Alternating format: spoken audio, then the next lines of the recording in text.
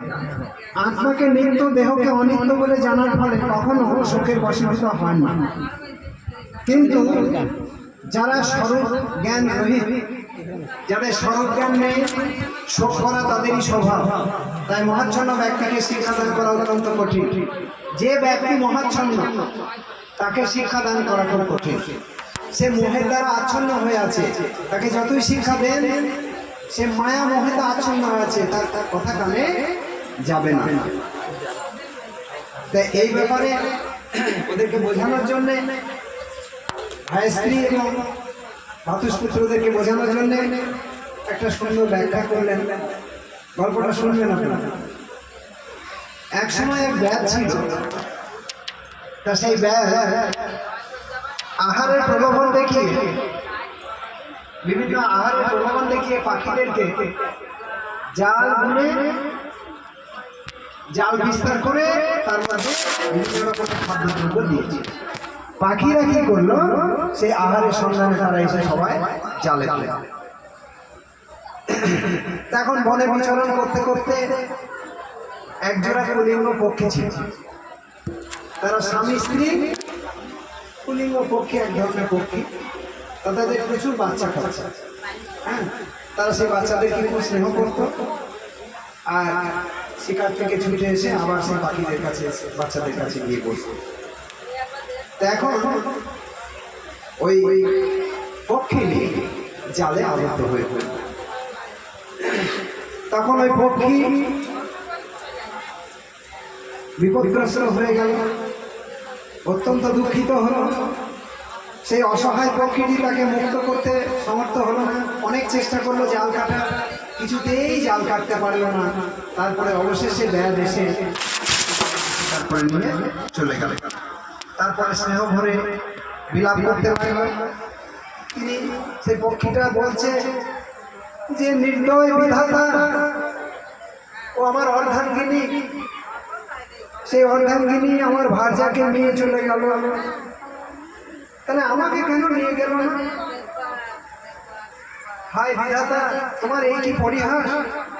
পত্নীর বিরহে দুঃখ ভারাক্রান্ত অর্ধ দেহ নিয়ে আমি কি করে জীবিত থাকবো? স্বামী স্ত্রীর মধ্যে যদি একজন চলে যায়, আরেকজনের কষ্ট তো খুব, অর্ধেকটা চলে গেল, তাহলে অর্ধেক জীবন নিয়ে তাকে বেঁচে থাকতে হয়। এখন এই দুর্ভাগা মাতৃহীন পক্ষী শাবকগুলি কোলায় তাদের মা আসবে, তাদেরকে খেতে দেবে। ছুটে মা আসার সঙ্গে সঙ্গে ছাদের মুখে খাবার তুলে দেবে। আমি পিতা, আমি কি করতে পারি? মায় তো সন্তানদেরকে বেশিরভাগ রক্ষা করে, তাদেরকে খাবার দেয়, এখনো তাদের পাখা গজায়নি, আমি কিভাবে তাদের লালন পালন করবো? এই চিন্তা করছে, বিধাতাকে দেখাচ্ছে। তা তার পত্নীর বিয়োগে ব্যাকুল হয়ে কুলিঙ্গ পক্ষীটি অশ্রুপূর্ণ নয়নে বিলাপ করছিল। তখন সেই কাল প্রেরিত ব্যাধ এখন একটা, সেই ব্যাধটা মহাকাল দ্বারা তাকে পাঠিয়েছে। দিয়ে বলছে, বড় দুঃখ পাচ্ছে, এরকম বিলাপ করছে। ব্যাধটা গিয়ে কি করলো, ঠাস একটা তীর মেরে দিল। তাহলে যে দুঃখে কাতর হয়েছিল তার দুঃখ নিবারণ করে দিল। কেমন নিবারণ করলো বুঝতে পারছেন? তখন কুলিঙ্গ পক্ষীটি বানে বিদ্ধ হয়ে ছটফট করতে শুরু করলো, অবশেষে দেহ রাখল।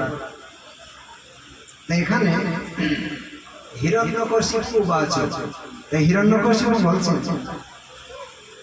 যে আগের একটা ঘটনা, যমরাজ যখন বালক রূপে সূচকের মৃতদেহকে ঘিরে থাকা সত্ত্বেও আত্মীয় স্বজনরা তাকে রক্ষা করতে পারল না। তাই এখানে রুষা ভানুকে বলছেন যে আপনার স্বামী হিরণাক্ষ যে দেহ রেখেছে, 100 বছর যদি বিলাপ করেন তাহলেও সে আর ফিরে আসবে না। যে একবার এই দেহ থেকে প্রাণ গোবিন্দ যখন সরিয়ে গিয়েছে, তখন সে সেই দেহে আর প্রবেশ করবে না।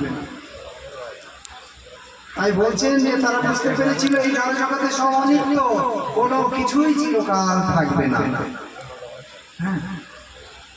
তা সুযোগের মূর্খ আত্মীয় স্বজনদের এইভাবে উপদেশ দিয়ে আগের ঘটনাটা যেটা ওই বালকরূপী যমরাজ সেখানে অন্তরিত হয়েছিল এবং সুযোগের আত্মীয় স্বজনের রাজার অন্ত্যেষ্টিক্রিয়া সম্পন্ন করেছিল, এখানে তেমনি ওই হিরণ্যাক্ষের দেহকে অন্ত্যেষ্টিক্রিয়া করলো তার দাদা গিয়ে বা ওরা সকলে গিয়ে।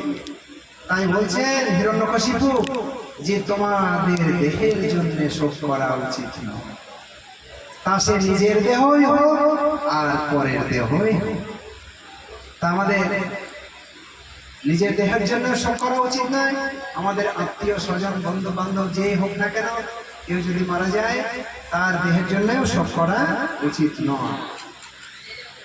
কেননা অজ্ঞানতাবশত মানুষ ভাবে যে আমি কে, অন্যেরা কে, কি আমার কি অন্যের, এইভাবে দেহজনিত একটা ভেদভাব সৃষ্টি হয়। তো এখানে ছিল মধ্বাচার্য একটা শ্লোক বলেছে, শ্লোকটা শুনো। কাত্মাকা পরৈতি দেহাদ্যপেক্ষয়া নহি দেহাদিরাত্মা সতনা চ শত্রুরুদীরত অতো দৈহিক বৃদ্ধৌ বা ক্ষয়ে বা কিং প্রয়োজনম যস্তু দেহগত জীব সহি নাশং ন গচ্ছতি ততো শত্রু বিবৃদ্ধৌ চ সনাশে সচনং কৃত দেহাদিব্যতিরিক্তৌ তু জীবৌষি প্রতিজানিতা অতো আত্মবিবৃদিস্তু বাসুদেবেরতি স্থিরা শত্রুনাশস্তথা জ্ঞাননাশ নান্য কথাঞ্চন। অর্থাৎ আমরা যতক্ষণ এই মনুষ্য শরীরে থাকি ততক্ষণ আমাদের কর্তব্য হচ্ছে শরীরের ভিতরের আত্মাকে জানা। আমরা যতক্ষণ আমাদের এই দেহের মধ্যে আত্মা আছে ততক্ষণ আমাদেরকে সব সময়ের জন্য চিন্তা করতে হবে যে আমাদের আত্মা কি। বলুন তো আত্মা কি বস্তু? আত্মা চিন্ময় বস্তু। আত্মার মৃত্যু হয়?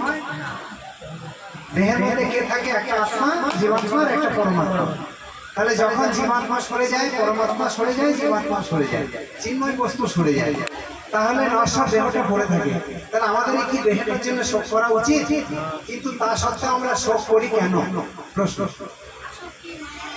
হ্যাঁ, যে কথা আগে বলা হলো যে আমাদের এই মহাচ্ছন্ন যখন হয় মানুষ, যারা যত বেশি মহাচ্ছন্ন হবে তত বেশি তারা শোক করবে।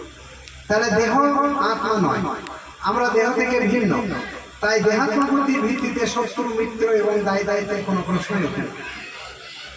আমাদের যত আত্মীয় স্বজন বেশি হবে তত আমাদের দেহাত্মবুদ্ধি বৃদ্ধি পাবে। যত আত্মীয় স্বজন বন্ধু বান্ধব যত বেশি হবে, যত বেশি হবে, কিন্তু বেশি হোক ক্ষতি নেই।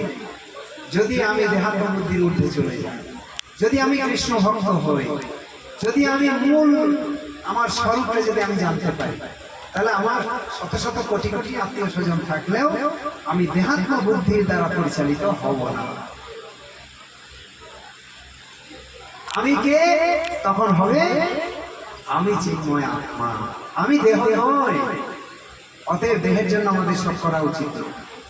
তা আমরা জানি দেহিরস্মিন যথা দেহে কৌমারং যৌবনং তথা দেহান্তর প্রাপ্তি ধীরস্তত্র ন মুহ্যতি।